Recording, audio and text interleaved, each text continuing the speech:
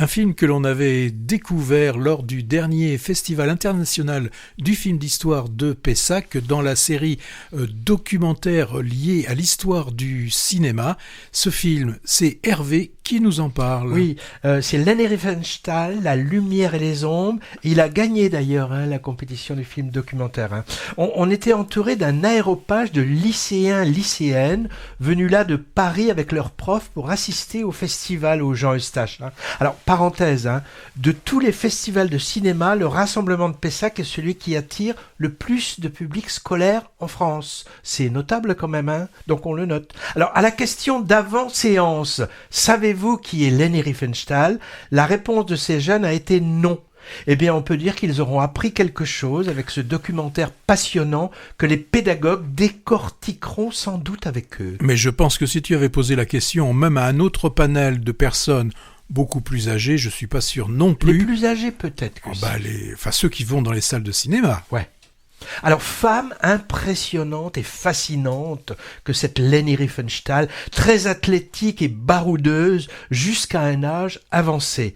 Actrice à ses débuts, puis réalisatrice, monteuse et photographe, née à Berlin en 1902, c'est pas exagéré quand même. Elle a mis dans les années 30 son talent visionnaire au service de la propagande du Troisième Reich. Après, elle s'en est toujours défendue, bec et ongles, jusqu'au bout, et le bout, ça a été pour elle 101 ans. Moralité, la mauvaise foi, ça conserve. Alors ce film, qui remet un peu les pendules à l'heure sur son parcours, est un montage d'innombrables images d'archives, dont celle de l'intéressé, qui collectionnait tout ce qui la concernait, auquel le réalisateur allemand Andreas Weil a eu accès. Photographies, extraits de films de la réalisatrice, ou de documentaires la concernant, émissions télé, avec aussi des passages audio, l'ensemble ayant pour but un peu d'éclaircir les mensonges et les dénis de cette femme après-guerre. Tout ce qu'on voit est parfaitement étonnant et mérite la découverte, en particulier pour qui connaît peu ou pas cette femme complexe, ambiguë ou son travail. Ces deux réalisations les plus connues, dont on voit des extraits dans le documentaire, c'est d'une part le triomphe de la volonté sur le rassemblement du parti nazi en 1934, et ensuite les dieux du stade sur les Jeux Olympiques de 1936 à Berlin, avec des moyens techniques énormes mis à sa disposition, deux films de propagande particulièrement efficaces, très novateurs d'un point de vue technique et formel, avec des cadrages incroyables qui magnifient le côté martial des rassemblements nazis, la mystique du Führer et le suprémacisme arien. Quand on voit ne serait-ce que des morceaux de ces deux films, on se dit que l'aplomb avec lequel elle nia toute idéologie est assez soufflant, en se cachant derrière la beauté de son art avec l'alibi du travail de commande. En plus de ses liens avérés avec Hitler, qu'elle a toujours nié, le film expose par des documents sa proximité étroite avec les dignitaires du national-socialisme, les Goebbels, Hess, Himmler, Göring, des gens fort sympathiques de l'époque, quoi. Elle assura aussi jusqu'au bout ne rien savoir des camps, alors qu'elle y a utilisé des détenus forcés d'être figurants dans ses films des années 40. Alors, le documentaire s'intéresse aussi au parcours artistique de cette femme dans les années 60-70, en disgrâce dans le monde du cinéma. Elle part plusieurs fois en Afrique faire des photographies des tribus Nuba au Soudan, qu'elle fait connaître d'ailleurs au monde entier dans ses livres qui ont eu un grand succès. Alors, exotisme post-colonial assuré, mais cliché superbe. Et là encore, des mensonges dans ses commentaires, preuves filmiques à l'appui, je vous laisse découvrir lesquelles, c'en est presque drôle.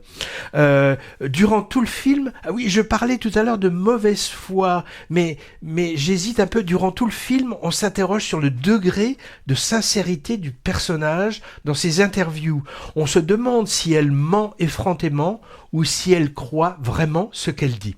En tout cas, superbe et passionnant travail de montage qui questionne au passage la fonction et le pouvoir du cinéma, en particulier des films documentaires, et la responsabilité des cinéastes qui les tournent. Les images filmées puis montées pour documenter des événements ou des vies, pour l'information ou le divertissement du public, elles ne sont jamais anodines ni neutres. Elles sont toujours porteuses de messages, qu'ils soient subliminaux ou intentionnels. C'était bien évidemment le cas du travail filmique de Leni Riefenstahl. Et ce film en est d'ailleurs lui-même la preuve évidente, puisqu'il compose un portrait implacable de cette femme en mettant adroitement en regard des paroles avec des images qui souvent les contredisent, à montrer à toutes les classes de lycée pour débattre après de la relation entre 7e art et idéologie politique. Le titre Leni Riefenstahl, La lumière et les ombres, est parfaitement adéquat, résume bien le sujet. D'un côté, la lumière, pour son cinéma pionnier aux images superbes, et de l'autre, les ombres pour la face très sombre du personnage, génie artistique opportuniste, sans scrupules ni regrets. Une remarque pour finir. D'un point de vue féministe, elle aurait pu être une icône, cette femme, pour son indépendance, son talent et son parcours étonnant à travers le machisme de l'époque.